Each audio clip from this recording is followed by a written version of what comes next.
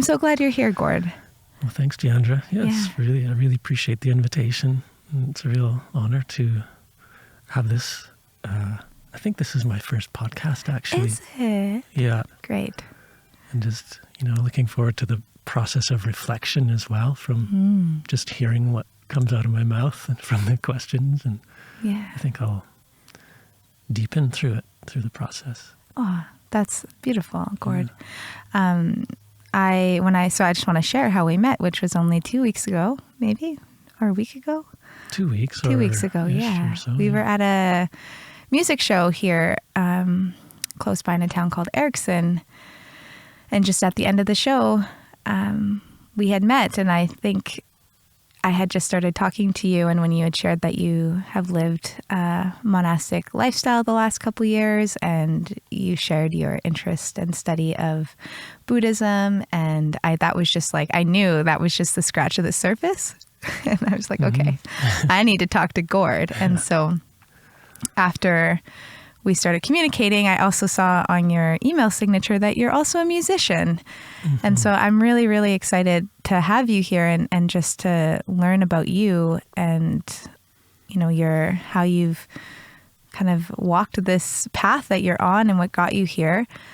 And I also want to share that most recently in my personal process, I've been sitting with this idea of what it means to be an artist, musician, and then this other part around like community healing, self-healing, and how these things like cross, or if they cross, and I think they do is what I'm coming to. But as I was learning more about you just through, doing some research, I'm like, oh, he's also walking a similar path in that way. So such a pleasure to have you here. Thank you. It was interesting, just as you were saying that, this image came into my imagination of water, the surface of water, and then a kind of container of water.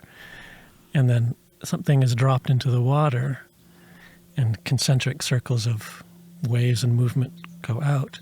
And when there's a certain edge to the container or a boundary, they bounce back into the center. So that was just an interesting visual that came when you were talking about community and personal intentions or practice and cultivation, and how that, maybe the container of a community, if there is one, feeds back to that center, and that center ripple feeds out. And it kind of, just a really interesting image that came to me. And I just want to share, there's, I think about karma when you say that too. This idea, and I know that that's a big concept, but I had a teacher once, Michael Stone. I don't know if you've heard of Michael Stone. No. And he taught us about karma in this way of like a ripple, that like when, something happens, there's a ripple, and that impact is, what we could call karma. Right. And so, yeah. And that the word, as far as I've heard it, really means action. So our own actions, create a ripple. Yeah. That then may bounce back in certain ways and come back to us. Yeah. So, Gord, thank you for that. Tell me, I'm curious. So, what brought you on the path of, where you're at? Like, when did you start to have such obviously a depth of inquiry into, self and self-study and Buddhism, and, it's not an easy path to live a monastic lifestyle. Yeah.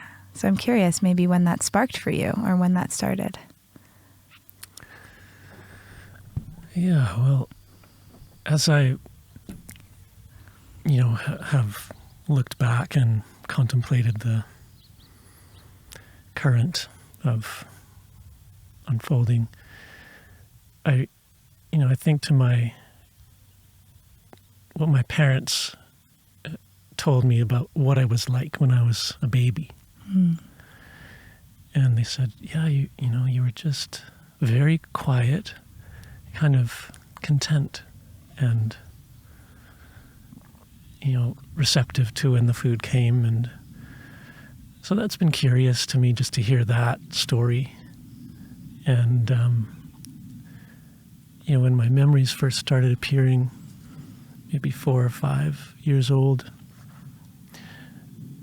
I just remember always being outside in the yard or wandering off in the 70s, wandering around the neighborhood freely. That was the culture of the time. And finding trees and finding the forest. And I just was always attracted to that. And sitting quietly in the forest and watching and listening. And there was something, even in those young years, through my youth, I noticed that the quality that showed up when I was sitting still and quietly and sort of opening all the senses, but also opening the imagination in a different way than producing thoughts, like inner talk, let's say. Yeah. Inner verbalizing was just this quiet thing was showing up quite young, where there's sort of a silence that would show up sitting there, an inward silence. And that's just always really stayed with me, that there's pleasure in that, as well as kind of nurture from nature, nurturing from nature and earth. Would you call it like a solitude? Like a comfort with solitude? Yeah. And I find that in solitude now, that quality shows up. If maybe it might take longer sometime depending on how busy I've been. But yeah, it's almost like gravity. There's a sort of gravity, and everything kind of anchors into a stillness and a quietude, where at the same time everything opens up, and a sense of deep connection can just be there, almost like that's what the natural thing is when the thoughts aren't so persistent. Yes. And so this is something that you've experienced from a young age. Mm-hmm. Yeah. Yeah. Would you say that your parents helped cultivate that, or was that something that you just, found and drew or like went to on your own? I think in some ways it was just, speaking of karma, I think it was just something that was with me. Yeah. And my parents were really about community and engagement in all kinds of service and social connection. But at the same time, the setting, or like the home setting, had a lot of spaciousness to it. And plus their choice of having a house that was by a forest, a river valley forest. So it was 1 block away. So I could just go there any day or every day. And it's a significant, Edmonton, it's a city, but the river valley is quite significant, and the forest has lots to explore. What a gift. Yeah. Yeah.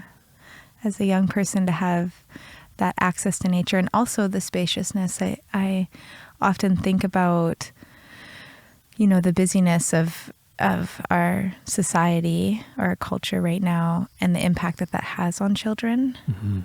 In just that the space to be bored, or the space for quietude, can be taken up so easily. Yeah. Yeah. And, when I think back to my childhood as well, and some of my fondest memories as a child were playing in the treed area by my house, games of make-believe with my best friend, and that space that I had in my life to do that every weekend, almost every night after school. Yeah. And at one point I used to think, it was because we didn't have very much money and I couldn't do extracurricular activities, which was true. But it's actually now one of my biggest gifts that we couldn't fill my schedule with dance and this and sports and, you know, that, yeah.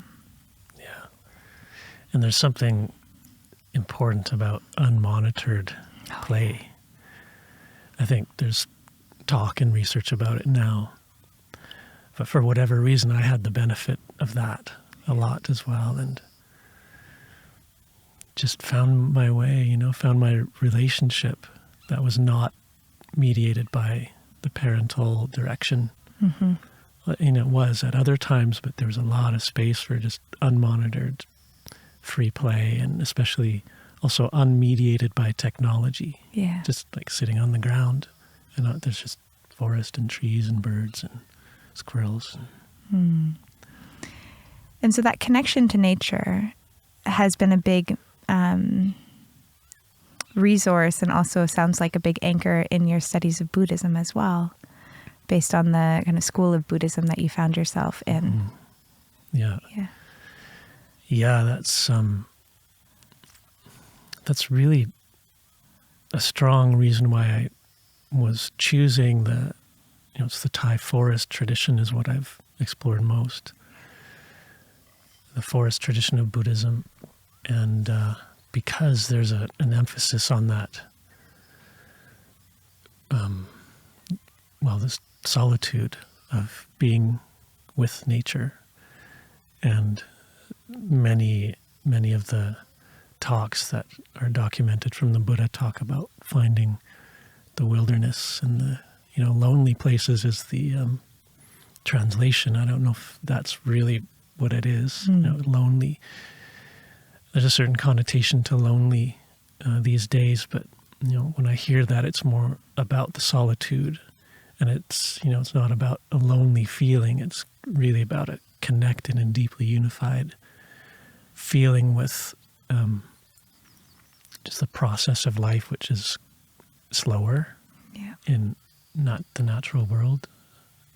I mean, that's my experience of it too. Like the trees stand and they stay there, and it's not like spinning thoughts, very different. So the forest is also like being in the country. Usually the monasteries are not in cities. So it's a very different context and energetic to it. Yeah, I can imagine that. And lots of time offered to find connection with and basically let nature be one of your teachers. Oh, that's beautiful. And so in your monastic, lifestyle, or how long have you said the last couple of years you've been kind of moving to different monasteries? Yeah. It's been a 7-year process approximately. Wow. And, almost a decade warming up to that more direct process. So I made an application to Birken Forest Monastery in 2015 to stay and take up the training.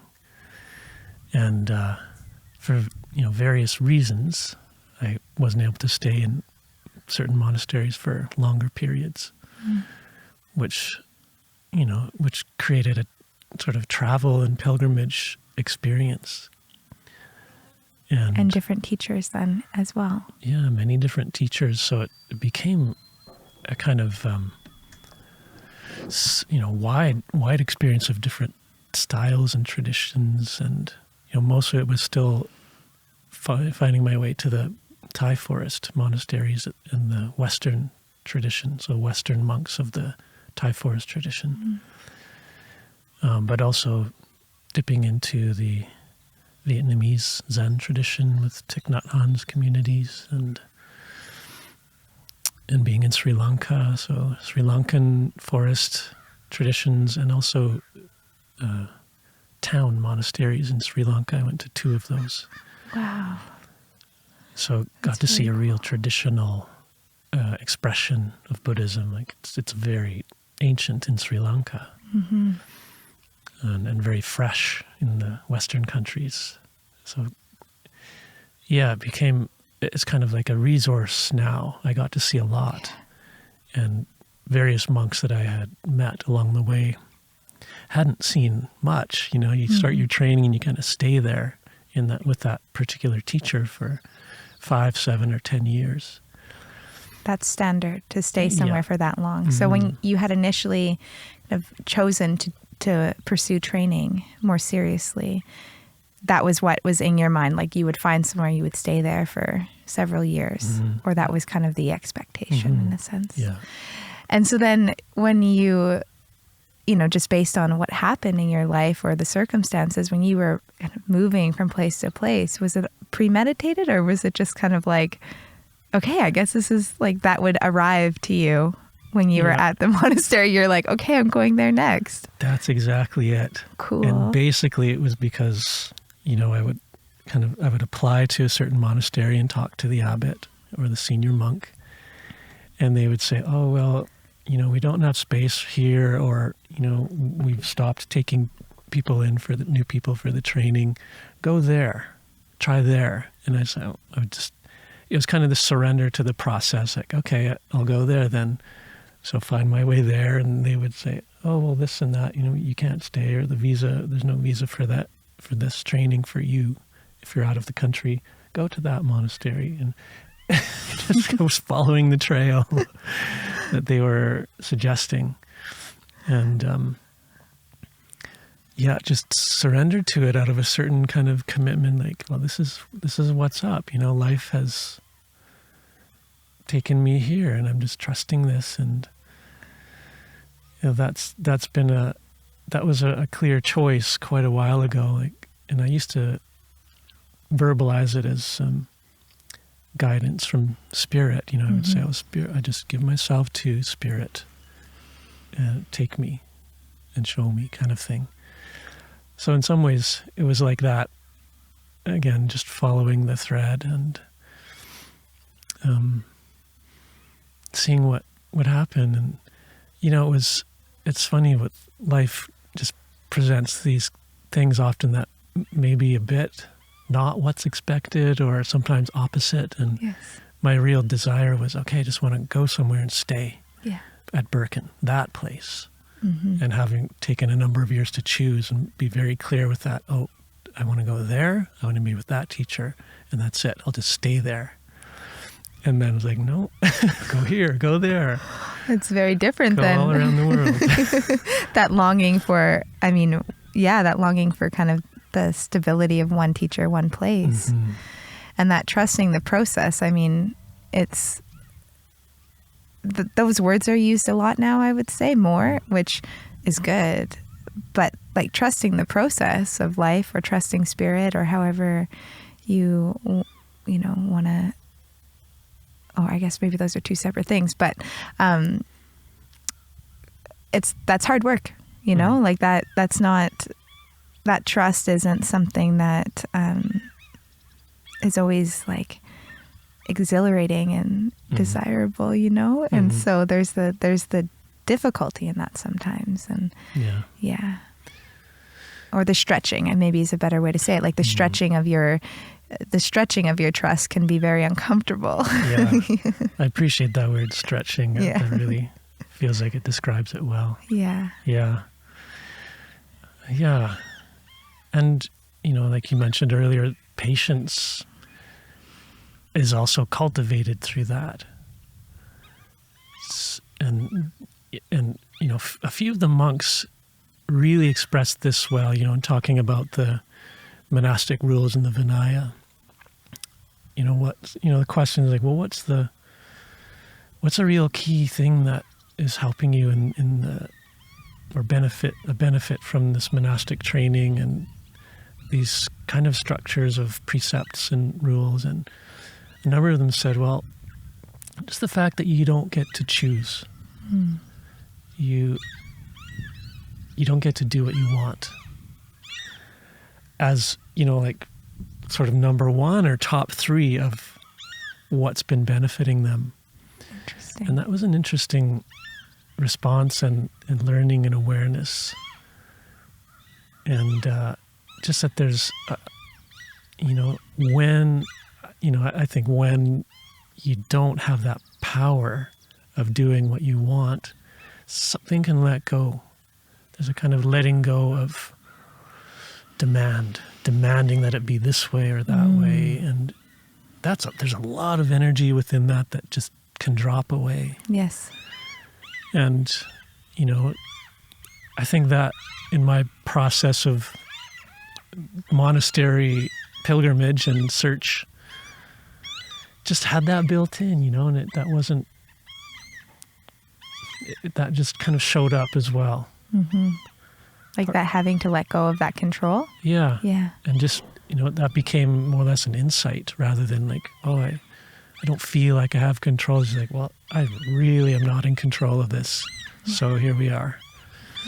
This is what it is. Right. And so then when you say that, I mean, what comes up is that so much pain or discomfort comes in the resistance. Mm-hmm. The resistance to change, the resistance to, how life is showing up in that moment or what life is asking of you. It's like when you had said, with the precepts and the rules and how that having that structure, there's a letting go that happens because there's no choice. Yeah. Right? Yeah. And so when we resist something because we feel like, it wasn't our choice, I didn't choose that, and there's an impatience with it.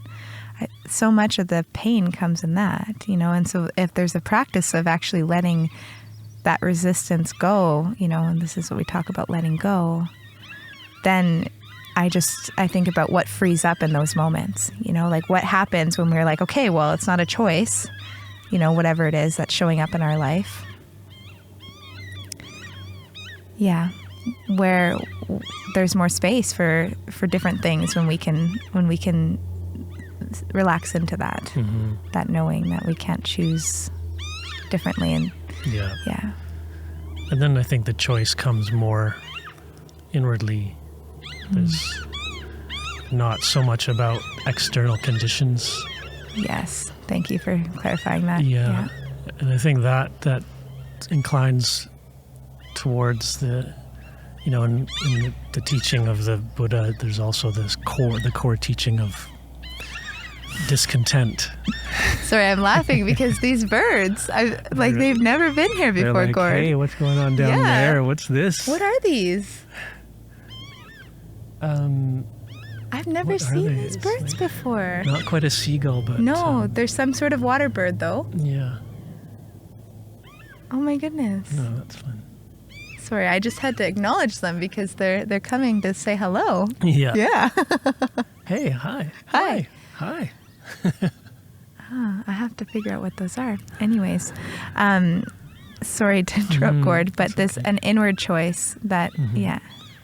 Yeah, and the teaching on discontent, which, dukkha in Pali language, or suffering, which is kind of an imprecise translation, but discontent is pretty broad. Yeah. And so what's the cause of that? There is discontent. We all feel it. And so what's causing it? And one of the basic descriptions of that is, craving. So this kind of string of things like craving, reaching, grasping, clinging, remain holding to. So this kind of action that, we can feel ourselves doing that either with thoughts or physically, but clinging is a kind of key term, or remain holding. And this thing is, whatever it is, it's in constant change and shift. But part of that clinging can be wanting it to stay the same or be the way we want it to be, or have the experience the way we want to experience it. But just the nature of all things is this shiftiness. And so when we are not aware of that process of this kind of very subtle craving or wanting leading to clinging and remaining holding onto it, that's, clearly it's suffering when we're trying to hold on to something that's shifting and moving, and if we want it to be a certain way, it's got its own way. It's not about us making it be a certain way, although sometimes we can exert a kind of control, or influence. Yeah. But if we want to come out of that discontent, just need to be aware of that process and be aware that we're doing that, or the seeds leading toward that. Yes. And so I wonder, Gord, like, and maybe this is part of the practice of meditation, but, when you think about working with that craving and that clinging, that holding on to, what are some of the things that you have found helpful with that?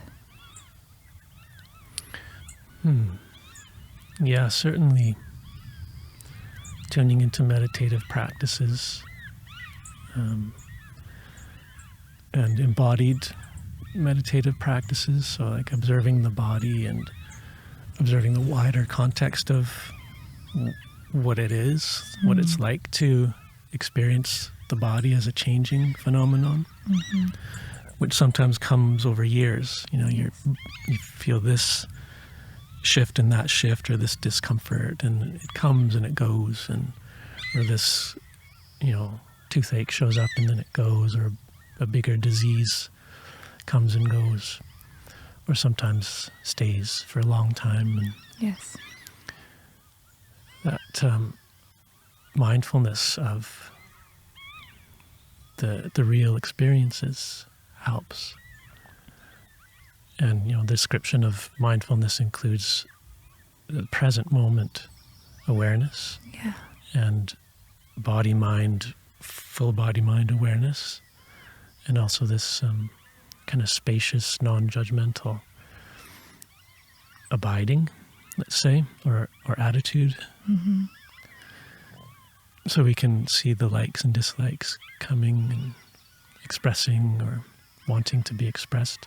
And realizing that, there's a self, maybe, I don't know, maybe you can share how you conceptualize this, but there's like a self that's outside of that, that liking and this disliking, and there's this craving and this clinging, and, this idea that your thoughts and your emotions, that they're separate from you, or they're not, like this is when I think about some of the work I do with my clients, and a very like westernized mindfulness kind of approach, like a mental health mindfulness approach.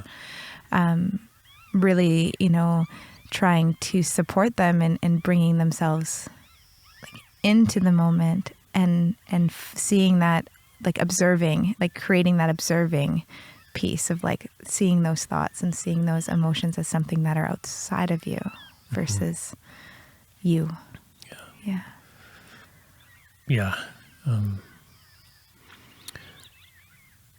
The self is a very interesting contemplation, and there's so much in spiritual traditions of using that word, and what is it, and who am I, and something that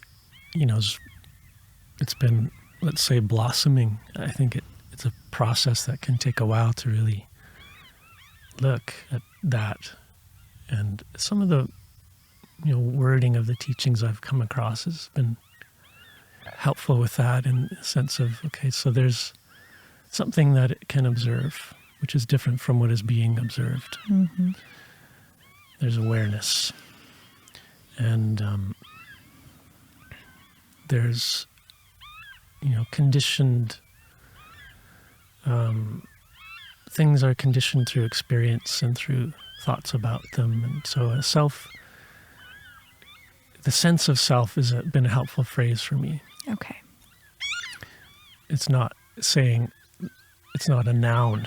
Right. Self becomes less of a noun and more of a sense about something that we feel like we observe. We observe there's something there. It gives a like a less fixed image, like sense of self versus self. Yeah. And I think moves towards seeing that there's a process of selfing, maybe is a term that's been used. It's conditioned and built and fabricated and adjusted and grown, and is more solid or less solid, and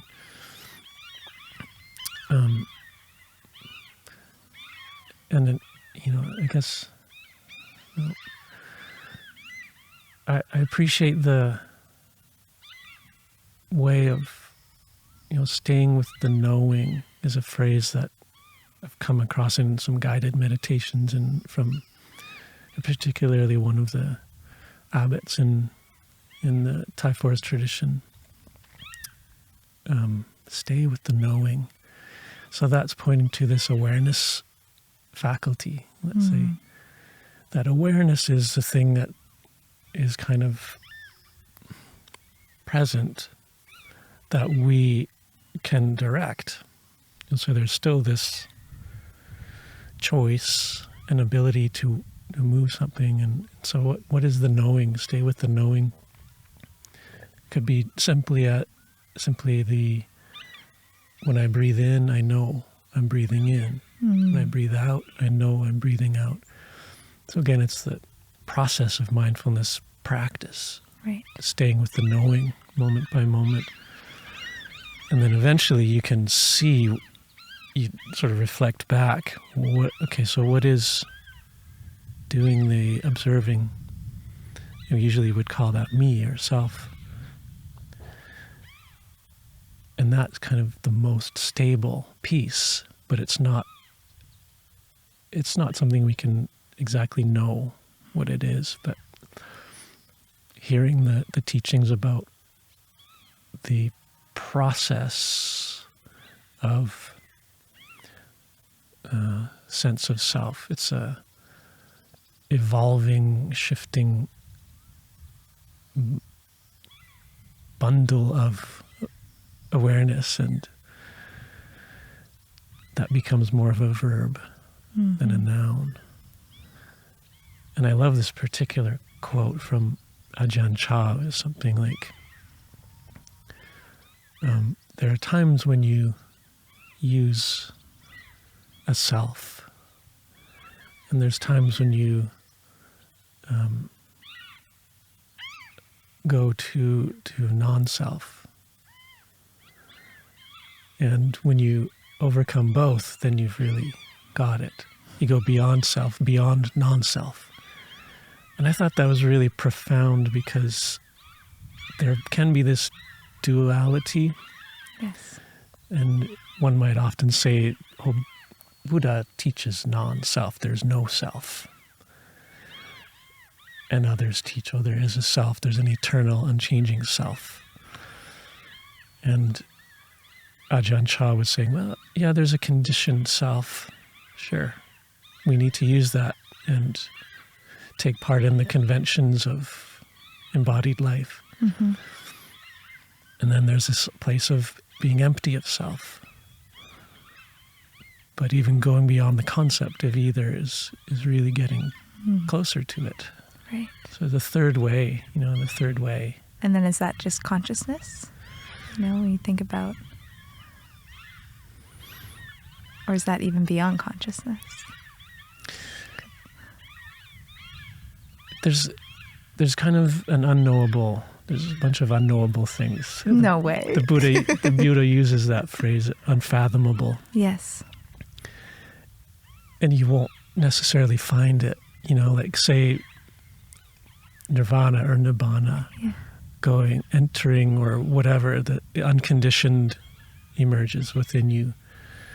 It's being unconditioned, unmanifest, unborn, these kind of descriptions. There's no one there that's conditioned enough to say, oh, it's this or that. Because it isn't, the definition of it is it's not this or that. Right. These questions don't apply at that level. Yes, yes. So is our consciousness abiding in this thing that's called the unconditioned? It's just not. It's not. It just doesn't work to ask the question like that. I know it. That's helpful, because it exists in a place that doesn't have, it's beyond that. It's beyond this is this. Mm-hmm. Yeah. The naming and the, is that what you're implying? Mm-hmm. Yeah. Yeah. Wow. So, Gorda, I have to ask, as I've dabbled very kind of lightly in and out of like Buddhism and meditation and mindfulness practice, I would say is something that is the piece that I've really kind of taken, that's really impacted my life. This learning of the awareness and the knowing and the choice of where the awareness can go. That skill set or that practice. But one of the places where I've gotten stuck with Buddhism, and this comes from a place of ignorance, and I say that in the gentlest way of that word, but that Buddhism might just be like this middle path or this one way that isn't very spiritual. Isn't very spiritual. Yes, right. Okay. So from this, that it's very much, and I don't know that this is true, but this is like a judgment, let's say, around Buddhism, that it doesn't really talk about spirit, though you mentioned spirit in our conversation already today. And I think the piece that you just mentioned is opening my perspective right now, because that what you just shared there is kind of touching on this, or pushing back on this judgment that I have, that Buddhism is very much like, this is what's here, this is now, and this is what matters. And, there's maybe nothing else outside of that. Do you understand what I'm kind of implying here? That it's very much, there's not a lot of language around like, what is this experience that happens between us and between us and the unknown.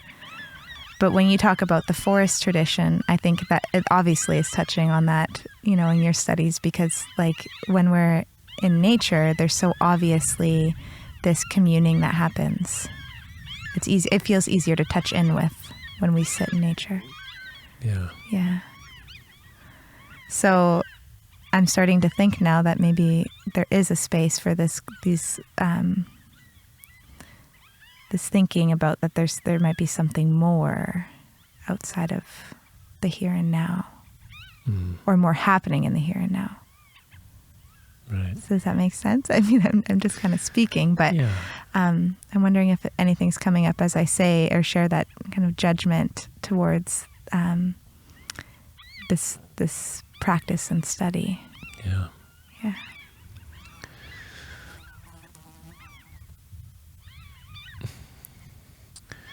Well, what comes to mind in that, what you've said, is the invitation of honoring the conditions,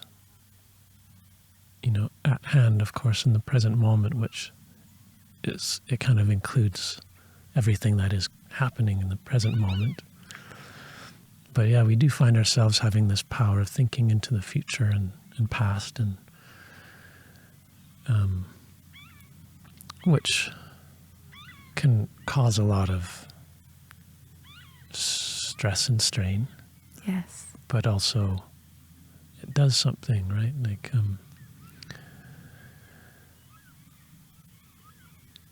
what's this kind of phrase, that preparation or luck favors the prepared person, right, or prepared mind. So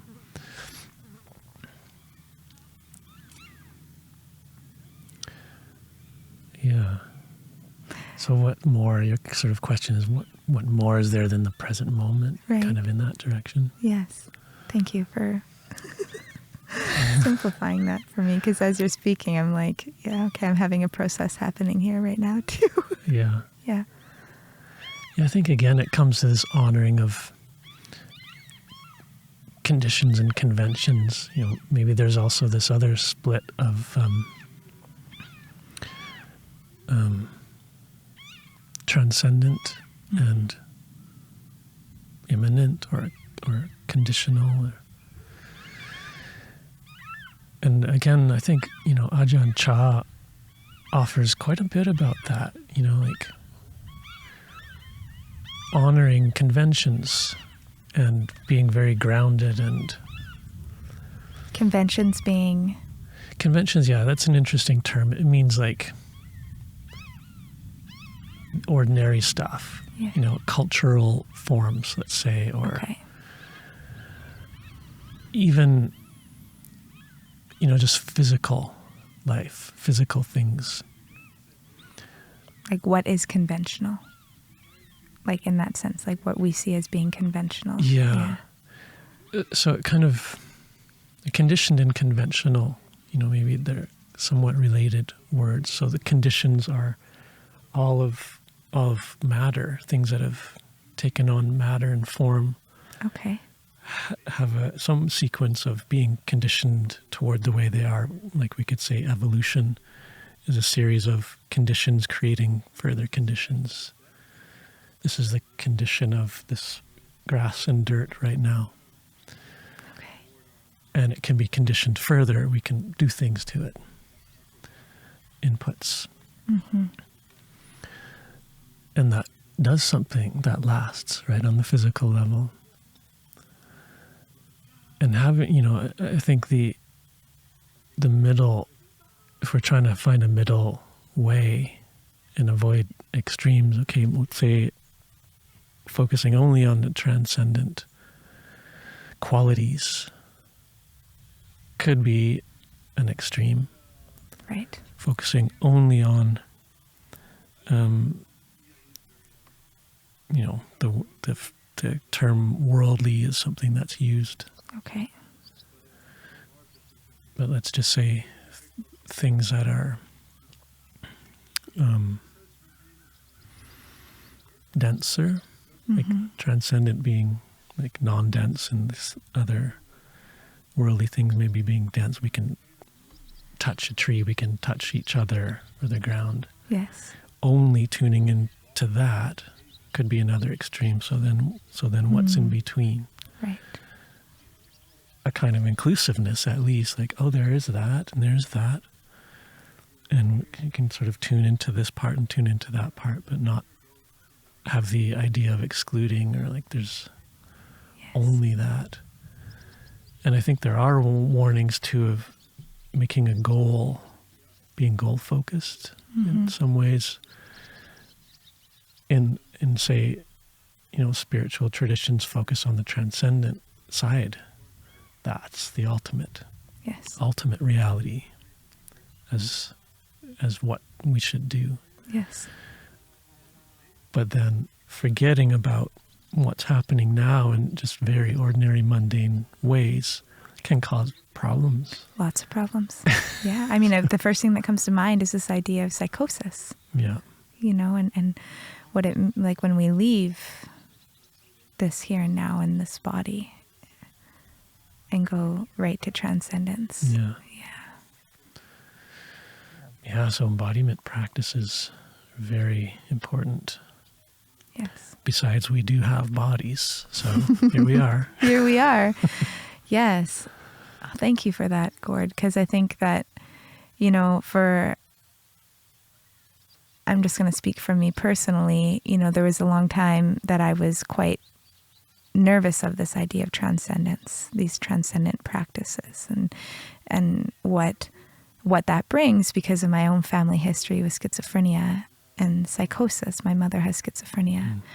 And so there's been a very like needing to really anchor in this body and this life and this earth and being very much drawn to that. But recently, you know, moving back into these questions around this transcendence, this like collective consciousness. You know, I've been into Carl Jung lately. Yeah. And so like, what is that? But there's always this kind of, I don't want to say warning, or maybe it's a wisdom, but that's like, okay, but here, right? This earth, this body, this place. But you know, what you said, like around just being in the denseness, like that extreme place. And so I think in my mind, where I was kind of placing this practice, at least in the small surface I've scratched, right, was that it was just like that. Mm-hmm. You know, or like that's been the thing. I'm like, but I want to go. I have questions about this transcendence, and can they be answered within this framework? Yeah. Mm-hmm. So I just want to clarify that. Yeah. And which framework? Like within the study of Buddhism, Okay. and you know, I think about back to Dogen, and is it the Mountains and Rivers Sutras? They're not sutras. Yes. Yeah. I'm not so familiar with that part. Anyways, I did some study with a teacher, and it just comes back to earth, you know, like this nature and the transcendence that can happen like in a moment is what's coming to me now as you're speaking. It's like this idea that we need to go, you know, like transcend from here to get connected to like spirituality or spirit, is this idea that like that's not here now. Right. Yeah, so I'm just catching myself in that idea that like that's not here now, but when you can get soft enough in a space with nature, that's something that is coming to me. When you can get soft enough in a space and really like settle into your body and settle into the space that you're in, like there's something there, you know, and that's right in the here and now. That's not like transcending from that moment, right? Yeah. So. Yeah, exactly. It's present. Yes. So thanks for provoking that realization. Yeah. Yeah. This phrase I'm appreciating also is the kind of eternal present, which to me it's inviting this sense of inclusivity, of or spaciousness.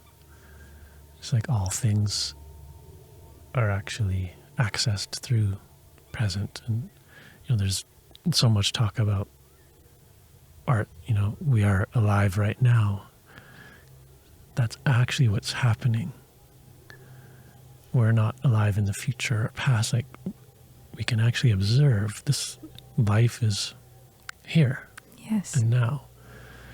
And this sense of, you know, eternal is an interesting word, but it gives me a sense of drawing in that it, you know, the spacious here and now. It's not where that thing is not in the future or somewhere else. It's accessed here. The ongoing here. Yes. And now. The internal presence. That's beautiful. Yeah. Yes. Thank you for that.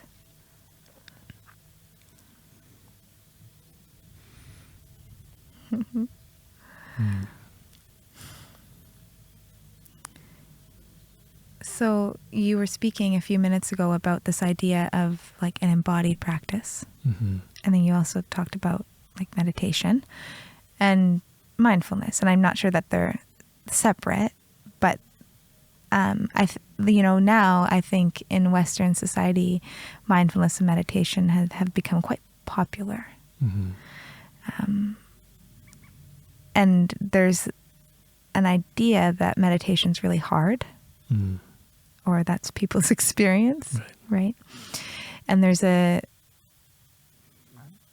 idea that, you know, if I meditate, you can be good at meditating, right? So like I can't meditate because my mind's busy, or I can't do yoga because my mind's busy. I'm sure I can't stop thinking. And you know, I have something that I often say to that, which is like, but you know, that's not the point of meditation. Like you don't show up to meditation with a blank mind.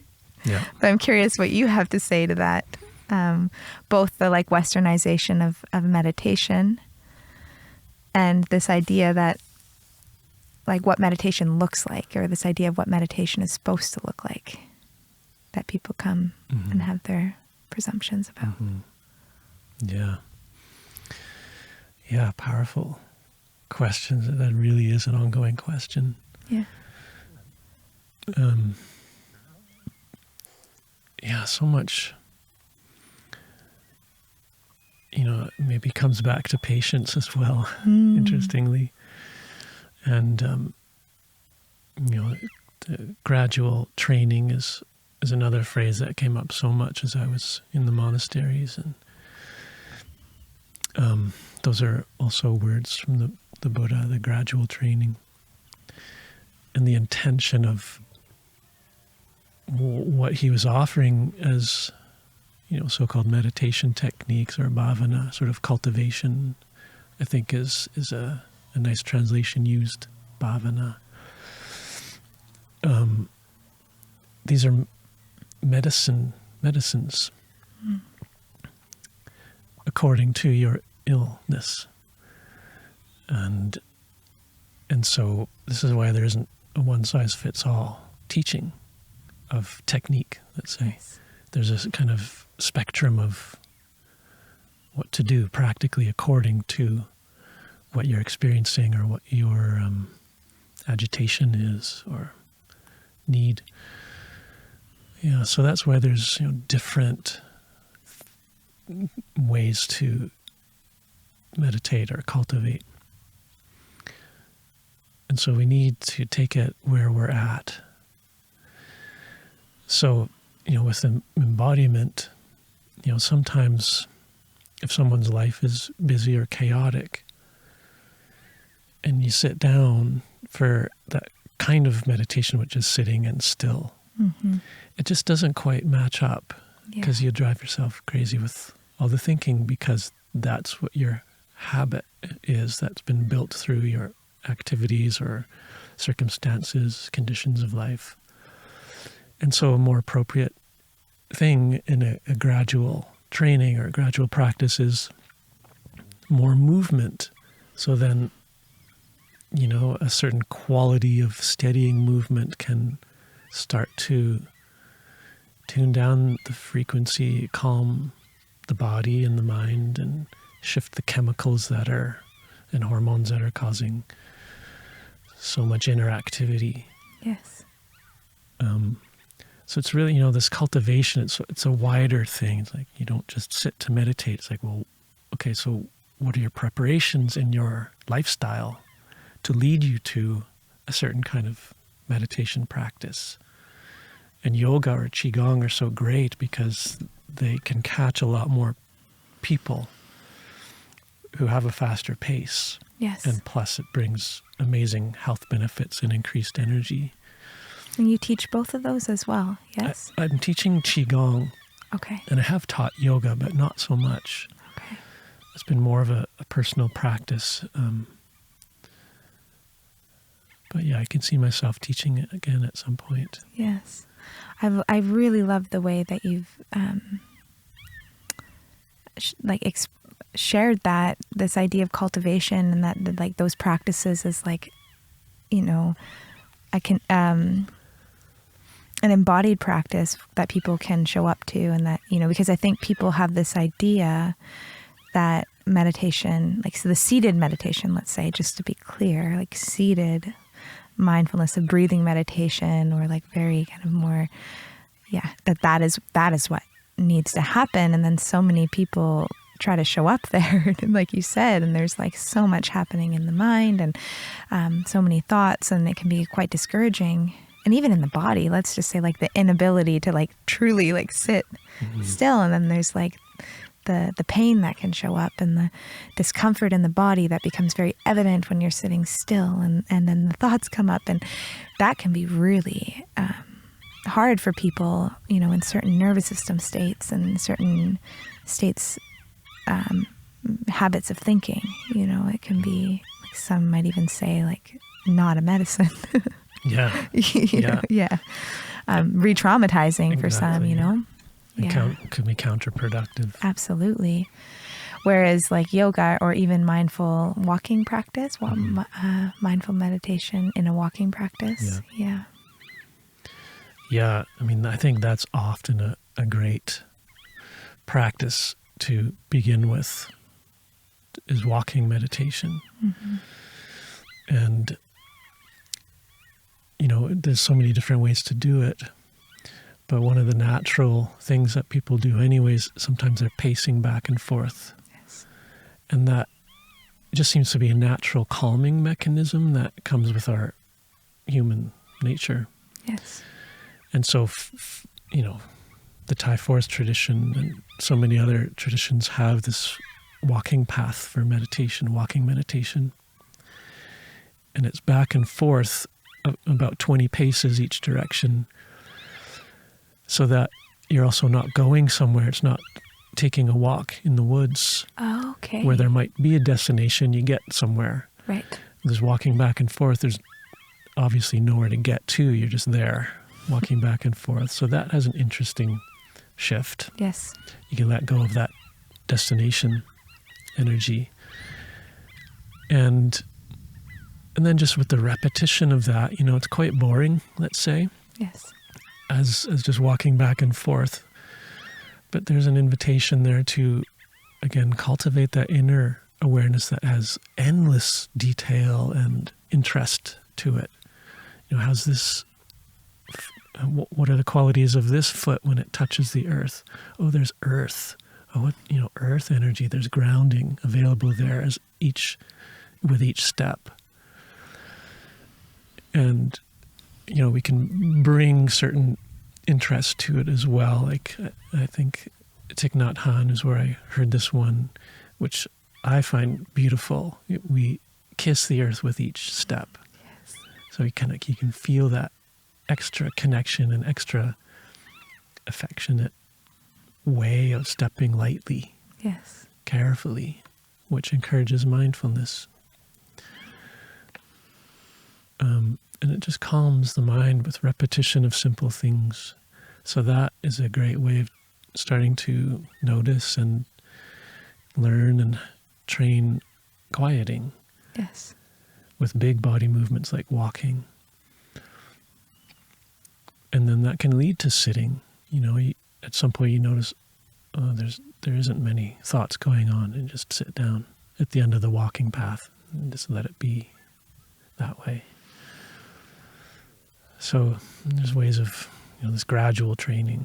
Start with what actually is helpful. What is the medicine for your ailment? Even that day or that part of the day, it might be different. Yes. There's so much freedom in that. All of a sudden it's like this opening for this practice to like really meet you where you're at versus this like rigid, I need to sit every day for 20 minutes. Mm-hmm. And do this like mindfulness practice that looks like this. Thanks, Gord. As a counselor, I've done a lot of studies around like the nervous system. So looking at, the state of our physiology and how that impacts the state of our mind. From a more, let's say, scientific perspective. I say that with quotations because it's like an organization of knowledge, but there's a type of therapy that I do called EMDR therapy. Mm-hmm. Have you heard of it before? Heard of it, yeah. Yeah. And so it's this therapy that works with the bilateral stimulation of left and right brain, right? And so it's taking traumatic material and then stimulating your brain through eye movements or tapping, left, right. But the founder of this, or the person who kind of discovered this type of therapy, Francine Shapiro, she found it through walking. And you had said like that there's a natural calming that happens with walking, and that's really what EMDR is like, stimulating the same thing, this like left, right, and there's a nervous system regulation that happens with that movement, right. Meaning that there's a calming of the body and the mind, and that nature, as soon as we get in nature, there's a regulation that happens with our bodies. Right. So it's like there's this beautiful symbiosis that happens for us when we come outside and just simply being outside, there's a change in state. Most people can acknowledge that, even if they don't have a nature practice, a practice of getting in nature. And so when I think about walking meditation outside, I just think like that is like, sounds amazing. Like that for me, it's like when I work with clients that are really struggling with, say, anxiety or have a lot of trauma coming up or memories that are really disturbing to them or experiences, that is where I kind of go, that's like one of the first suggestions that I make with people is like, get outside, move your body in a walking way with no podcast, no music, Right. you know. But mostly because that's what I've found for me that has worked and has, you know, for a long time. So yeah, I just wanted to share that is, and that so many people, like, that is accessible, and that the impact of that on the ability to cope, right? And so when we talk about doing these things, these embodied practice or these meditations or this gradual training, is that what you said? Mm-hmm. Yeah. So, and of course here I'm going into like, for what? Mm-hmm. But what is it training for? You know, I mean, I know because I do it and I feel better when I do it, but how would you conceptualize that? Or how would you describe like what it's for? Patience? Is that really, it's the cultivation of patience? I mean, presence is a word that comes up, Right.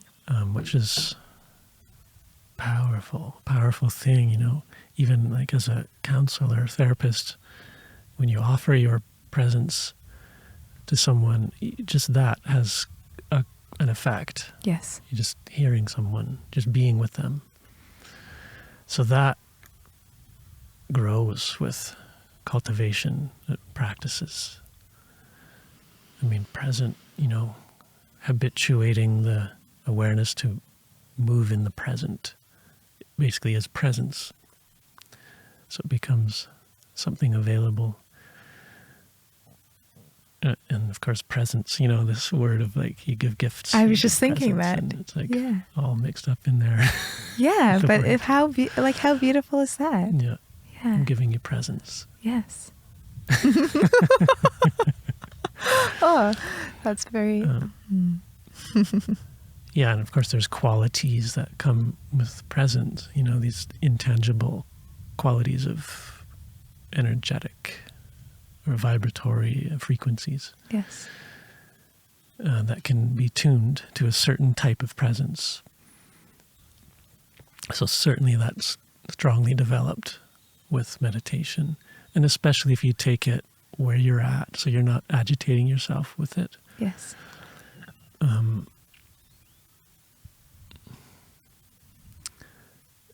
Patience, for sure.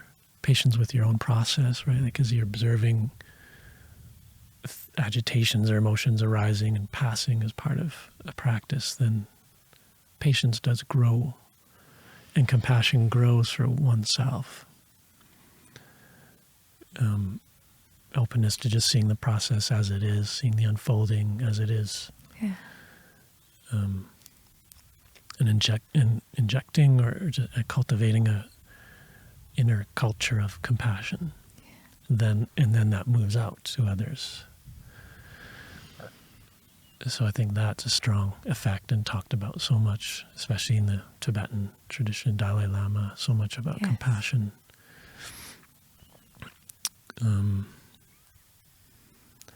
And spaciousness, which many traditions talk about and work with.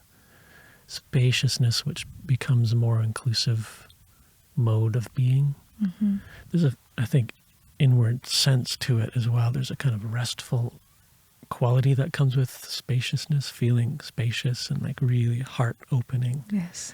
There's more space for patience and presence with others and for oneself and for the world and for the challenges of embodied life. While at the same time, there's a link to this quality, this, you know, so-called transcendent quality. There's this incredible spaciousness there. Yes. You know, emptiness is a word used, which is, you know, I don't know if that's a good word. I think it's different for different people. But spaciousness, it becomes more inclusive, and I think ultimately it leads to this everything belongs. Yes. And a real invitation of inclusion and acceptance and embracing. As you're speaking, Gord, a word that's coming up when I think about, or when when I'm hearing you speak about the spaciousness and some of the things that we train for, we acquire through mindfulness practice or meditation practice, embodied or seated, is like a connection. It's connection, right? Because connection to that what is in our surroundings, right? Which is present. Like in presence comes a connection to the people you're with, to your life, the life that is living around you.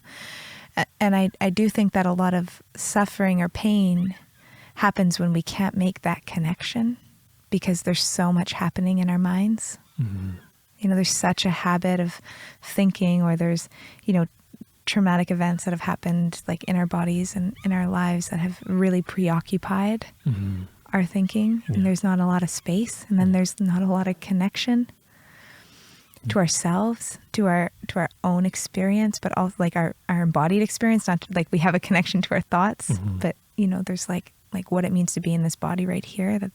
That gets kind of really disconnected, and then this like relational presence, this relational being able to be in space with others, and then being able to be in space. Yeah. So I just think that when we're present, that's when that can really come. And it's becomes quite a remedy for this epidemic of separateness. Yes. Which it really is such a core issue, and maybe core perception. I don't know if it's like more so in modern times, where we have so much personal power and individuality. There can be such a strong sense of separateness, which then so easily leads to kind of illness of being.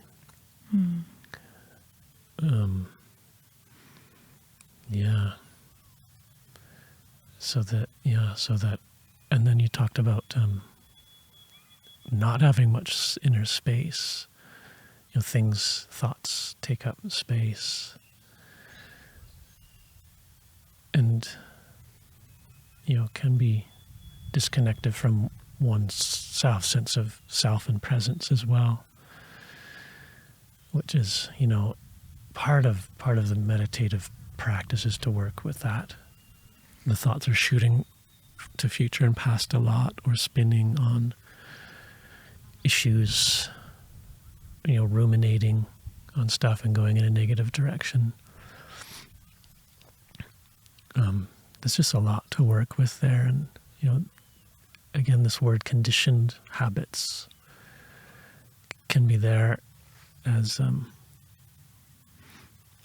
why we would focus on this gradual thing, like not just try to ram our practice into a certain place if it's not appropriate, you know, for such fullness of thoughts and mind. When you find this necessity of being a functional person in certain ways for your family or work, there's a lot to think about, or do, and keep track of and plan for. So the cultivation of spaciousness could be a certain remedy for that, but, you know, without forcing. Yes. And just that non-forcing part is another thing I remember from such a young age. Discovering Taoist teachings in this Wu way is the way of non-forcing, or non-doing is one of the translations. But non-forcing is a bit more succinct, I think, than non-doing. It's different than not doing. Yes.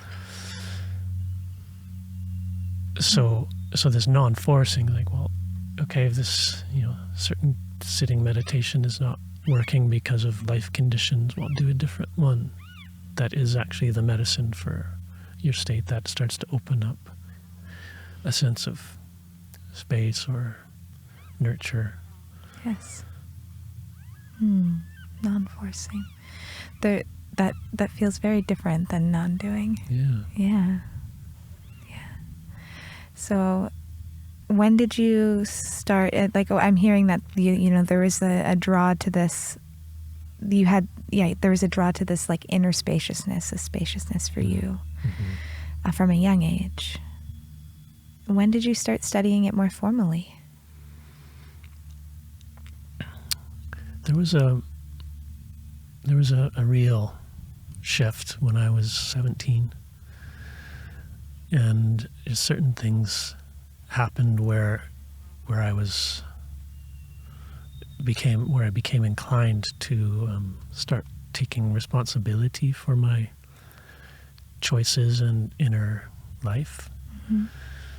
So I remember this, just a real shift at that age, and I started studying and being more careful with my own energy. And, some of it started with reading a book on yoga and meditation, so a physical asana practice, and then breathing, pranayama, and then meditation as part of it. Mm-hmm. And it was just so intriguing to me, and just, starting to follow some of the practices and listening to guided meditations. So that, that was a real point of change, of taking my life on for myself, self-directing in a much different way. Yes. Yeah, so it just kept going from there. I came across yoga at 17 as well. Okay, wow. And it was also the catalyst for much of my self-inquiry, we'll say, in this. So I often say that yoga seems to be a gateway for many people. Yes, yeah, absolutely. Yeah. Yeah, and has such a wide scope of how to engage with it. Mm-hmm. Yes, which is so appealing. Yeah. Yeah. I started to... Okay, actually I have a question. So we haven't touched much on... I just feel like I could talk to you for hours, but you have a music practice. Right. Yeah. Yeah. Yeah, so I'm curious, like where does art fit in?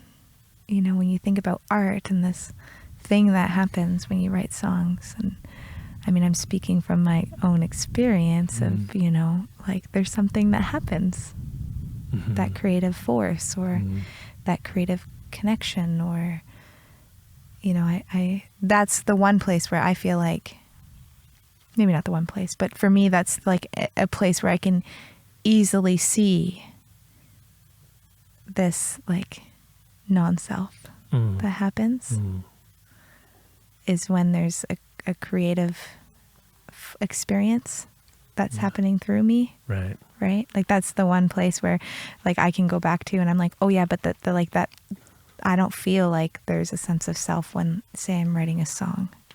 Yeah. Or when I'm writing poetry, or, yeah. So I'm curious what you think about that, and if you have a similar experience when you write. I assume you write music. Mm-hmm. Yes. I do, yeah. Yes. Yeah, music really has been a big part of my life. And my parents put me in violin lessons when I was 6. So a couple years of violin. Suzuki school. Cool. And then came across a teacher which was too strict and mean, and it turned me off violin. Yes. So then it shifted over to piano. Okay. My parents were very interested in, and just noticing my musical interest. So piano lessons, which what's amazing, I'm so glad about that, because it's such a musical education. The piano is an incredible instrument. And that really gave me a strong foundation for understanding and hearing music and envisioning music. But again, it was lessons, it was like, I don't know, like I have to practice, it's 30 minutes a day, and this kind of formal, almost academic way of doing it, which I think was, maybe 6 or 7 years, so it's significant, and allowed me to open to finding music in other ways Yes. quite easily. I knew what chords were. I knew what they sounded like, melodies and scales and all that. So that was kind of taken care of. Yes. And I could open into a more fluid place with it. Yes. And so one of the next things that happened when I was 18 was a lifelong family friend was into drums, drum set. And so I was into keyboard, and a friend lent me their synthesizer. So portable thing. And so my friend said, oh yeah, let's jam, we should make a band. And we're like, okay, great, sounds good. And so we, just the two of us, played together and figured out some things and played some surf songs and surf music. And then, so we formed a band. 2 other people joined us, and at that time in high school. I also played alto saxophone in junior high band, so I had that kind of big band jazz music experience as well from junior high. But this band experience, we were into modern sounds, modern music, and we, over a period of maybe, 5 years of pretty constant playing, we became a improvising trio. Electric guitar, drum set, keyboard, and I ended up playing the bass parts on the keyboard and then chording and melodies with my right hand. And so this became an extraordinary thing. We were all attending university together and discovered ethnomusicology and Indian classical music. Which then, boom, it's tying into meditation and spiritual practice and mentorship style.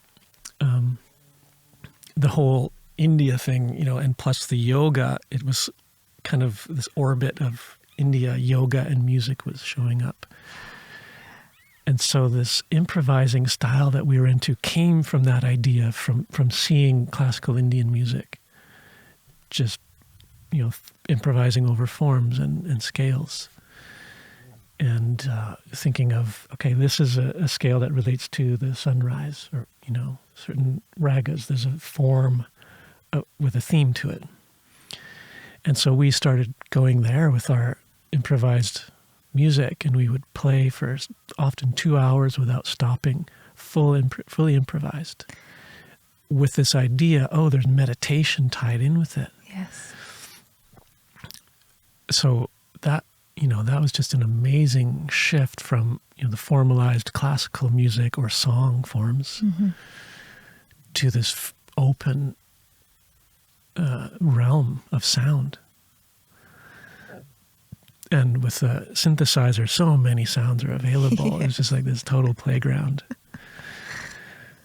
So that was very formative to me, that in having music that early in my first band being tied to a spiritual practice of meditation and sound as meditation, music as meditation, the process of music making as a meditation practice. And just 1 second, Gord, as a meditation practice, meaning like happening like in the moment, is that what you mean? Or was like that you were creating things in that state of spaciousness and presence? That's what made it more meditative, music as meditation? Yeah, in the shift of awareness that happens during the making of the sound. Yes. That I use this gesture, it kind of, this waking state kind of steps back a bit. Or that, the normal conscious awareness steps back a bit, and this emergence is happening, and what I'm playing is not necessarily what I thought of playing. Yes. The body or this, the system is just starting to do things. And, and part of that, one day I was playing and had a what you probably call a mystical experience. We were playing in this little basement room, this kind of cellar type place. And then I was walking outside on the sidewalk and went around and this block and back through the alley and heard sounds in the house, and it was, the house we were in, and I walked into the backyard and looked into the window of the basement. I'm like, oh, there I am playing. And here, this is our band playing, and I'm sitting there outside of the house looking. And then it sucked back into my body, and there I was playing, and I'm like, what? I was just outside and walked around the neighborhood, but I'm still playing. So this kind of out-of-body experience happened. Like, holy, that was, somehow the shift, whatever shift that was, or how deep I got in that meditation quality of playing the music, produced quite a mystical experience. Like a visualization, or... Yeah, I mean... Who knows? Whatever that was. Whatever that was, like, huh.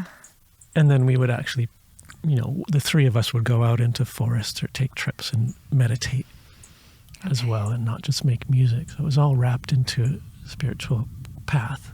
What a gift. Yeah. To be able to create music with people, sharing that same openness, interest. Yeah, it was incredible. It was kind of real Three Musketeers situation, and we just did that for years together. Wow. And some people would come and listen to us play and get into their own meditative state, because it was just this long form evolution of sound for an hour or 2 hours. So that, that really set up a certain context for my engagement with music, or the art of sound, and practice of meditation or spiritual practice, or tuning into these other states of being. Yeah. And I would say, as far as, songwriting, when that was happening more as song forms and words, that's what I tuned into as well. And sometimes I call it the muse these days. Yes. I just get quiet and then listen for it. Listen for what is there, what is sort of hovering around that will start to come through. So this deep listening to the muse, like whatever that is. Right. So it's not, a lot of times I'm not writing the song, kind of, maybe you were describing it like that a bit. Yes. There's something coming through, and I'm trying to be a translator and A vessel. Yeah, a vessel, and listen for it. Let it be done through me. Yes, that this muse, this is the place I've been really, I've have a keen interest. Hence the Carl Jung. The like, what is this muse, this thing that you're tuning into? And from our conversation today, I'm starting to ask myself, why do I need to know what it is? Like, what's the like, do I need to know what it is, or can I just appreciate the relationship that happens with it? Right. Yeah. Versus like the pursuit of knowledge, of knowing. And I'm in a course right now out of a university in California, and it's called The Archetype of the Artist. Okay. And it's amazing. It's been I'm only into my third week, and it's with artists from all over North America, and really studying this idea of like the muse and the soul, and art, and the archetype of the artist, or how artists have kind of shown up throughout history. And this idea that, like the artist, the archetype, or the archetype of the artist is also the archetype of the healer. Like this and the shaman, like art is the healing. So it's like the artist is actually, when someone is an artist, they show up in kind of all these different places. And like what happens when you become more receptive to the muse or the art, if you live a life that is open to that, experience and actually allow that energy or that creative force or, you know, that relationship with creativity, whether, like when you like heed that call, like, you know, so some people talk about that being like really can be quite difficult, you know, if they get a bit tormented by this like need to create. Anyways, I'm just sharing some of the things that are coming up and some of the learning that I'm having right now and other people's experience with creativity. But yeah, I mean, I don't know that there needs to be a knowing as to what it is, like what this muse is, or who's like who or what is like bringing that information in. Is it really beneficial if the process is the part that's the most enjoyable or the most important? Yeah. I love this phrasing that comes through Rainer Maria Rilke's poetry a number of times, where it's things ripen. Things ripen. So like in that case, like whether we know what a thing is or don't know what it is, it's okay, and maybe it will ripen into some clarity or a name for it or a category. But the kind of allowance of things to ripen, and they will have their own time frame of ripening, and we can't make it go faster a lot of the time, or we don't want to pick it too soon or something like that, you know. Yes.